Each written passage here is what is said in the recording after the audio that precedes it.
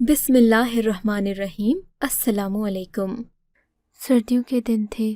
मैं अपने बाल धोकर धूप में सुखा रही थी कि दरवाजे पर दस्तक हुई। मैंने जल्दी से दरवाज़ा खोला क्योंकि मैं उन कदमों की आहट को पहचानती थी। सामने देखकर खुशी हुई क्योंकि सामने माजिद मेरे शौहर खड़े थे। उनको देखकर हमेशा मेरे चेहरे पर मुस्कुराहट आती, लेकिन आज उनके चेहरे पर परेशानी देखकर मेरे दिल में खटका सा हुआ, जैसे वो मुझसे कोई बात छुपा रहे हों। मैंने नज़रें उठाकर एक बार फिर उनके चेहरे का जायज़ा लिया। वहाँ पर सिर्फ़ और सिर्फ परेशानी थी। दरवाज़े में खड़े वो मेरे सरापे का जायज़ा ले रहे थे। यूँ लग रहा था जैसे वो मुझे पहली बार देख रहे हों। मैंने उनको नज़रअंदाज किया, दरवाज़ा बंद करके उन्हें अंदर ले आई। वो हैरान परेशान मेरे बालों को देखे जा रहे थे। क्या हुआ है माजिद? क्या आपने मुझे पहली बार देखा है या मेरे बाल इतने ही पसंद आ गए हैं? मैंने शोखी से कहा, मगर वो आ गए हैं। मैंने शोखी से कहा, मगर वो गुमसुम बैठे रहे। मैंने उनके लिए खाना लाया। वो भी चेंज करके टेबल पर आकर बैठे, मगर उनकी हैरानगी अभी तक कायम थी। मैंने अपने बाल बांध लिए थे। माजिद ने मुझे बाल खोलने का कहा। उनका अंदाज़ ऐसा था कि मैं भी डर गई। क्या बात है माजिद? आपको इतनी हैरानी किस बात की है? मैंने दोबारा उनसे पूछना चाहा, मगर इन्होंने कोई जवाब नहीं दिया। कहने लगे, मुझे नींद आ रही है, मैं सोने जा रहा हूँ। मैंने भी बर्तन वगैरह समेटे और किचन का काम करने चली गई। शाम को माजिद उठे तो उनका मूड थोड़ा बेहतर था। बाहर आकर कुर्सी पर बैठे और मुझसे कहने लगे, मेरे पास आओ, तुमसे एक बात करना है। उनका अंदाज़ मुझे डरा देने वाला था। बताएं, क्या बात है? तुम मुझसे कितना प्यार करती हो? माजिद ने पुरस्कार से लहजे में पूछा। मैं आपके लिए सारी दुनिया भी छोड़ सकती हूँ। मैंने माजिद को प्यार भरी निगाहों से देख कर ये अपने ये बाल कटवा सकती हो, ये खूबसूरत बाल जिनसे तुम्हें बेपनाह प्यार है? ये आप कैसी बात कर रहे हैं? मैं एकदम चौंक गई। मेरे बाल तो आपको बहुत पसंद है ना? मैंने हैरत से पूछा। हाँ, लेकिन अगर मैं ही इन बालों को कटवाना चाहूँ, अगर मैं चाहूँ कि तुम अपने सारे बाल कटवा दो, तो क्या तुम मेरी बात मानोगी? माजिद की बात सुनकर मेरी तो रीढ़ की हड्डी में सर्दी की लहर दौड़ गई। नहीं माजिद, मैं अपने बाल कटवाकर आपकी नज़रों में गिरना नहीं चाहती, इसलिए आप ये ख्याल दिल से निकाल दें। नहीं, मैं ऐसा नहीं कर सकता। तुम्हें अपने बाल कटवाने होंगे, अपना सर मंडवाना होगा। माजिद की आखिरी बात सुनकर मुझे अपनी सांस निकलती हुई महसूस हुई। माजिद, मुझे अपने बाल बहुत अच्छे लगते हैं, बस अब इस बात पर कोई बहस ना होगी। मैंने कहा तो इन्होंने सख्ती से मुझे बाल कटवाने का हुक्म दिया और फिर अगले दिन तक हमारी कोई बात ना हो सकी। 2-3 दिन ईसाई झगड़ा चलता रहा। वो मुझसे हंसकर बात भी न करते। कहते, जब तक तुम अपने बाल न मंडवाओगी मैं तुमसे बात न करूँगा। कभी मिन्नतों पर उतर आते तो कभी सख्ती से कहते, मगर मेरा फ़ैसला एक ही था। फिर एक दिन सुबह सुबह ऑफिस जाते हुए मुझ पर आखिरी अलविदाई नज़र डाली और बोले, आज मैं आऊँगा घर, लेकिन अगर तुमने अपने बाल न मंडवाए तो तुमसे बात भी न करूँगा और घर में 1 घंटा भी नहीं टिकूँगा। माजिद की बात सुनकर मुझे डर लग गया। वो अपनी धुन के पक्के थे, जो बात कहते थे वो करके ही दम लेते। मैंने उनकी बात पर गौर करना शुरू किया। फिर मैंने अपनी एक सहेली को फ़ोन करके सारी बात से आगाह किया। बोली, तुम्हारा शौहर तुम्हें आज़मा रहा है, अगर तुम बाल कटवा भी लोगी तो उसकी मोहब्बत में कोई फ़र्क नहीं आएगा, लेकिन बहरहाल ये सोचने वाली बात है कि तुम्हारे शौहर ने ऐसी फरमाइश क्यों की। मगर मेरे पास एक हल है, तुम रुको, मैं तुम्हारी मदद करने आती हूँ। मेरी सहेली थोड़ी ही देर के बाद मेरे घर के बाहर दरवाजे पर मौजूद थी। मैंने खुदा का शुक्र अदा किया। वो मेरे कमरे में आ गई। उसने दरवाज़ा बंद किया और बैग से चीज़ें निकालने लगी। उसके पास एक जिल्द की रंग का कवर था, जिसे उसने विग के तौर पर इस्तेमाल करना था। मेरे माथे पर गूंद के ज़रिए उसे इसने मेरे सर पर भी चिपकाया और फिर मेरे बालों को कमीज़ के अंदर डालकर इस तरह महारत से ग्लू लगाया कि मैं बाकायदा गंजी लगने लगी। میرے سارے بال چھپ گئے تھے اور ایسا محسوس ہی نہیں ہوتا تھا کہ میں گنجی نہیں ہوں۔ میں بالکل ہو بہو قدرتی طور پر ایک گنجی عورت معلوم ہوتی تھی۔ یہ سب کچھ کرنے کے بعد اس نے میرے سر پر بالوں کی ہلکی سی تہ جو نکلی تھی اسے لگانا شروع کیا۔ یہ بال ایسے تھے جن سے ایسا محسوس ہوتا تھا کہ ابھی میرے بال کاٹے گئے ہیں۔ میں نے جب اس کی یہ مہارت دیکھی تو میں حیران رہ گئی۔ سبیحہ، تمہیں یہ سب کیسے آیا؟ میں نے اس سے پوچھا تو اس نے کوئی جواب نہیں دیا۔ خیر، میں نے اس کا شکریہ ادا کیا اور وہ میرے گھر سے چلی گئی۔ اس کے جانے کے بعد میں سوچنے لگی کہ وقتی طور پر تو یہ کام چل جائے گا، لیکن شوہر سے یہ بات چھپانا ممکن نہ تھی۔ خیر، آج تو ان کو آزما لوں گی، پتہ چل جائے گا کہ وہ میرے بال کیوں منڈوانا چاہتے تھے، کہیں وہ مجھے آزما ہی نہ رہے ہوں۔ شام کو ماجد گھر آئے۔ جب میں نے ان کو بتایا کہ میں نے اپنا سر منڈوا لیا ہے تو ان کو بھی یقین نہ آیا۔ میں نے اس قدر رونا دھونا مچایا کہ وہ میرے قریب بھی نہ آئے، مگر اس بات پر یقین کر لیا کہ میں نے بال منڈوا لیے ہیں۔ اب وہ بہت خوش تھے، بلکہ یوں کہہ لیں کہ مطمئن تھے۔ کہنے لگے، تم نے میری بات مانی ہے، خدا تم کو اس کا اجر دے گا۔ خیر، پھر ہم نے اپنا سامان وغیرہ پیک کرنا شروع کیا۔ ماجد نے کہا تھا کہ وہ مجھے اپنے آبائی گاؤں لے کر جائیں گے۔ دراصل ہماری شادی 2 مہینے پہلے ہی ہوئی تھی۔ ماجد کے گھر والے گاؤں کے رہنے والے تھے۔ ان کے ہاں بڑی سخت اقدار پائی جاتی تھیں، اسی لیے ماجد نے مجھ سے پسند کی شادی کی تھی۔ یہ لوگ ماجد کی شادی اپنے ہی خاندان میں کرنا چاہتے تھے، مگر ماجد نے مجھ سے اپنی محبت کی شادی کی تو ان کے خاندان والے ان سے ناراض ہو گئے تھے، اب کہ وہ ہمیں بلا رہے تھے، اور اسی بات پر ماجد بہت خوش تھے۔ لیکن میرا دل زور زور سے دھڑک رہا تھا کہ ماجد کو کہیں میرے بالوں والے ناٹک کا پتہ نہ چل جائے۔ اب تو ویسے بھی وہ بہت خوش لگ رہے تھے، مگر میرے دل میں عجیب عجیب خدشے تھے۔ خیر، شام تک ہم نے سامان پیک کر لیا۔ ماجد کہنے لگے، ہمیں رات کو ہی گھر سے نکلنا ہے۔ ماجد کی عجلت دیکھ کر میں حیران تھی کہ آخر ایسی بھی کیا بات جو ان کو اس قدر جلدی ہے اپنے گاؤں جانے کی۔ بہرحال ہم لوگ گاڑی میں سوار ہوئے۔ سارا راستہ ماجد میرے سر کو گھورتے رہے۔ مجھے ایسا لگ رہا تھا کہ ماجد کو اب میرا سر منڈوانا اچھا نہیں لگ رہا۔ کیا بات ہے ماجد؟ میں نے ان کی طرف دیکھ کر کہا، مجھے تمہارے بال بہت پسند تھے۔ ان کی آنکھوں میں ہلکی سی نمی آ گئی۔ لیکن تم نے اپنے بال کٹوا لیے نا؟ تو اب مجھے بہت عجیب سا محسوس ہو رہا ہے، دنیا اندھیری اور ادھوری محسوس ہو رہی ہے۔ ماجد کے منہ سے یہ بات سن کر میرے لبوں پر ہلکی مسکراہٹ پھیل گئی۔ میں جانتی تھی کہ اب میں اپنے بال کھولوں گی، اور جب ماجد کو یقین ہوگا کہ میں نے اپنے بال نہیں کٹوائے تو وہ یقیناً خوش ہوں گے، کیونکہ یہ سب میں نے صرف ان کی ضد کی وجہ سے کیا تھا۔ اب اگر میرے بال واپس آ جاتے ہیں تو ماجد کو خوشی تو ہوگی۔ یہی سوچ کر میں نے ان سے کہہ دیا کہ میں گھر جا کر آپ کو ایک خوشخبری سناؤں گی۔ 3 گھنٹے کی مسافت کے بعد وہ ایک ویران سے علاقے میں اترے۔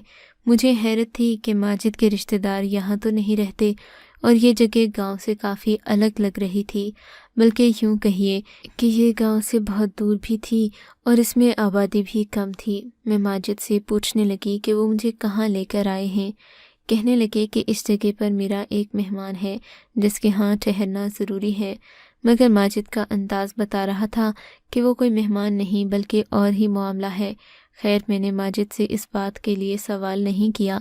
تھوڑی ہی دیر میں ہم ایک جھونپڑی نما گھر میں داخل ہو گئے۔ یہ گھر کچا تھا اور لکڑی اور ریت سے بنا ہوا تھا۔ اس میں مٹی سے لپائی کی گئی تھی۔ میں نے ماجد سے کسی قسم کا سوال نہ کیا، سوچ رہی تھی کہ آخر ماجد کس سے ملنے آئے ہیں۔ تبھی ایک عورت نے دروازہ کھولا۔ وہ بہت خوبصورت لگ رہی تھی اور اس کی عمر تقریباً 40-45 سال ہوگی۔ یہ دیکھ کر مجھے سخت حیرت ہوئی کہ اس گھر میں اور کوئی بھی نہیں تھا۔ یہ گھر بالکل اکیلا اور ویران تھا۔ ماجد نے مجھے اس عورت سے ملواتے ہوئے کہا کہ ان کا نام ماسی رضیہ ہے، ہم 2 دن ان کے گھر رہیں گے۔ ماسی رضیہ کو دیکھ کر میں حیران پریشان تھی کہ اس جھونپڑی نما گھر میں یہ اکیلی خوبصورت عورت آخر کیسے رہ سکتی ہے، جبکہ اس کے بارے میں ماجد بتا چکے تھے کہ یہ بیوہ ہے، اس کا شوہر بھی نہیں اور گھر والے بھی ساتھ نہیں رہتے۔ اب میرے لیے پریشانی ہی پریشانی تھی۔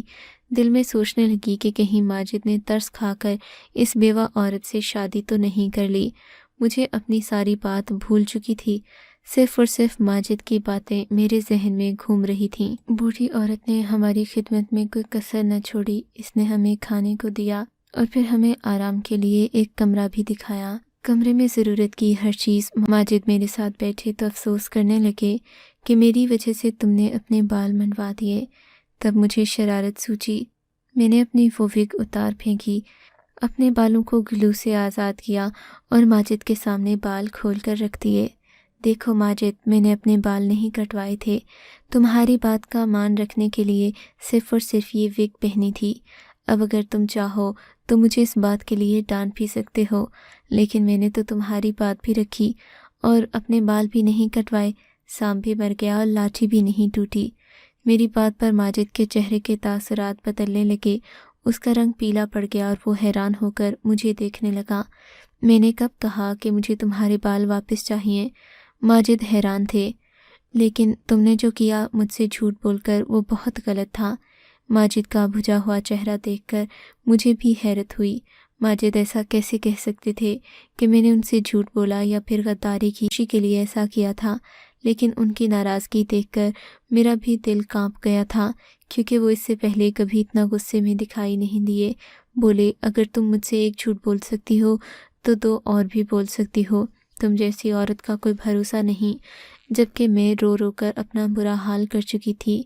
ماجد کہنے لگے، اب اگر تم مجھ سے محبت کرتی ہو تو تم کو اپنے بال اصل میں منڈوانے ہوں گے۔ میں ان کی یہ بات سن کر بہت پریشان ہوئی۔ ان کی منتیں کیں کہ وہ ایسا نہ کریں، مگر انہوں نے بھی میرے آگے ہاتھ جوڑ دیے۔ بولے، اگر ایسا نہ ہوا تو میں تم سے کوئی بات نہ کروں گا۔ چنانچہ اس بوڑھی عورت سے ایک کینچی لے کر انہوں نے میرے سارے بال اپنے ہاتھوں سے کاٹ ڈالے۔ ایک ایک بال کٹنے پر میرا دل بری طرح رو رہا تھا۔ میں نے برسوں اپنے بالوں کی حفاظت کی تھی۔ انہیں اس لمبائی تک پہنچانے میں مجھے 10 سال لگ گئے تھے، اور ماجد نے ایک ہی آن میں میرے سارے بال کاٹ کر مجھے گنجا کر دیا۔ مجھے لگا وہ مجھ سے کسی دشمنی کا جیسے بدلہ لے رہے ہوں، مگر میں خاموش رہی، خود کو حالات کے حوالے کر چکی تھی۔ ماجد نے میری بات نہ سنی۔ اب میں اپنے سارے بال گنوا چکی تھی۔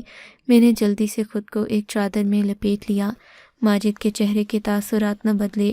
کہنے لگے، اب تم یوں ہی رہنا۔ اگر تم نے مجھ سے کوئی بھی چالاکی کرنے کی کوشش کی تو اچھا نہیں ہوگا۔ ماجد، اب میں کیا چالاکی کروں گی؟ میں نے روتے ہوئے کہا، آپ نے تو مجھ سے میرا غرور چھین لیا، میں اور کیا کہہ سکتی ہوں؟ میری بات پر ماجد نے کوئی جواب نہیں دیا۔ اگلے دن وہی بوڑھی عورت جس کے گھر میں ہم رہ رہے تھے، تیل کی ایک شیشی لے کر میرے پاس آئی۔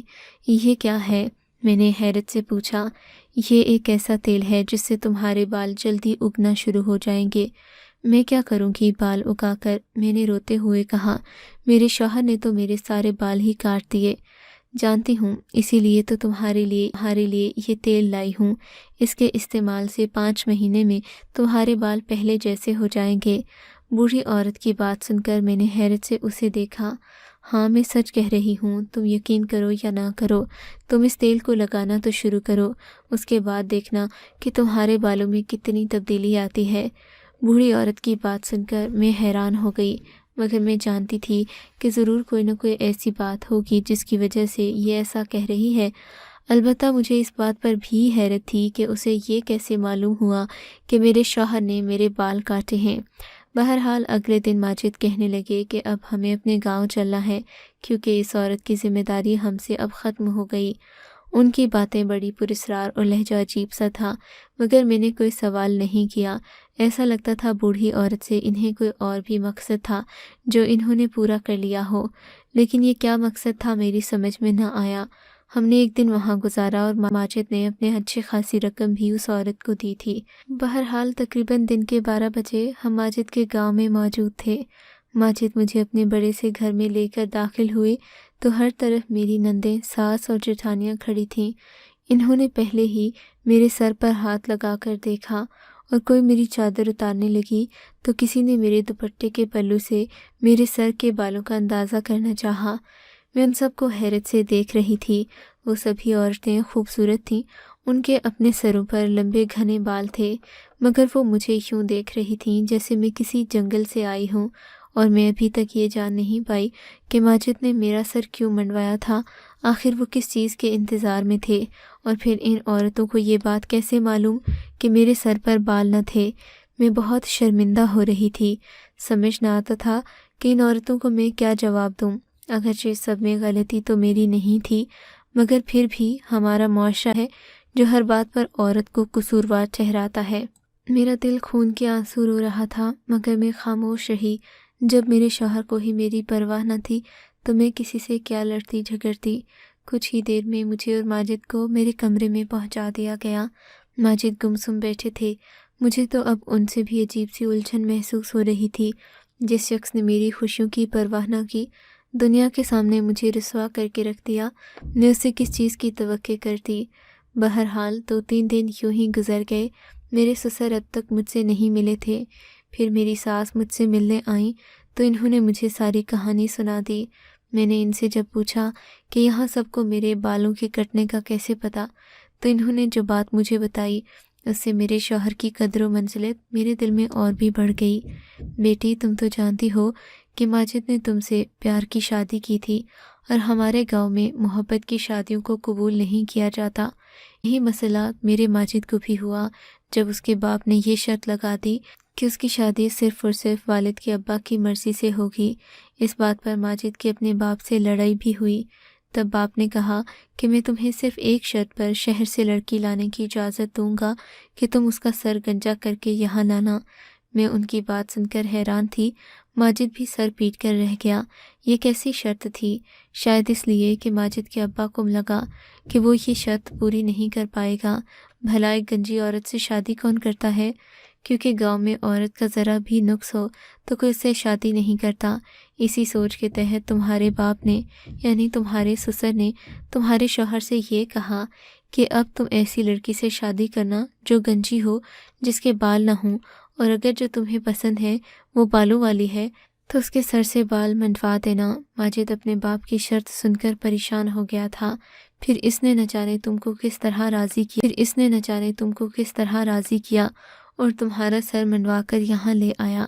اب محلے اور حویلی کی سبھی عورتوں کو پتہ ہے کہ تمہارے سر پر بال نہیں ہیں، اور تمہارے سسر جو پہلے اسی بات کی ضد میں تھے، اب ماجد سے کہہ رہے ہیں کہ ایسی نامکمل اور ادھوری عورت کو گھر سے نکال دو جس کے سر پر بال بھی نہ ہوں۔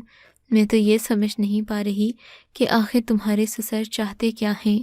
ماجد بھی بہت پریشان ہے، لیکن اس نے لازماً اپنی پریشانی کا ذکر تم سے نہ کیا ہوگا۔ میں جانتی ہوں اپنے بیٹے کو، وہ نہایت ہی خوددار لڑکا ہے۔ وہ تم سے کبھی بھی یہ بات نہیں کہے گا۔ وہ اپنے مسئلے حل کرنا خود جانتا ہے۔ اس نے تمہیں یہاں اس لیے لایا کیونکہ اس کے مالی حالات ایسے نہیں تھے کہ وہ شہر میں تمہیں اکیلا رکھ سکے، مگر میں تمہارا ساتھ دوں گی، تم فکر نہیں کرو۔ اپنی ساس کی یہ باتیں سن کر میں حیران ہو گئی کہ یہ کس قدر ضدی اور اڑیے لوگ ہیں جنہیں دوسروں کی خوشیوں کی پرواہ نہیں۔ بہرحال میں نے اس بوڑھی عورت کا دیا ہوا تیل استعمال کرنا شروع کر دیا۔ میرے بال کچھ ہی مہینوں میں اگ آئے تھے، مگر میرے سسر نے مجھے پھر بھی قبول نہیں کیا۔ بتانے کا مقصد صرف اتنا ہے کہ جن لوگوں نے آپ کو قبول نہیں کرنا ہوتا، وہ آپ کی لاکھ کوششوں کے باوجود بھی آپ کو ٹھکرا کر چلے جاتے ہیں، اور جنہوں نے قبول کرنا ہوتا ہے وہ آپ کو لاکھ عیبوں کے ساتھ بھی اپنانے سے گھبراتے نہیں ہیں۔ مگر مجھے اپنے شوہر کے لیے خوشی ہے کہ انہوں نے اپنے والد کی بات کا مان رکھا اور مجھ سے بدسلوکی بھی نہیں کی۔ آپ کو اگر یہ کہانی اچھی لگی ہے تو اس ویڈیو کو لائک کیجیے، اور اس طرح کی مزید کہانیاں سننے کے لیے ہمارے چینل کو ضرور سبسکرائب کیجیے۔ کہانی سننے کا شکریہ۔ آپ سے ملاقات ہوگی اگلی ویڈیو میں، تب تک کے لیے اللہ حافظ۔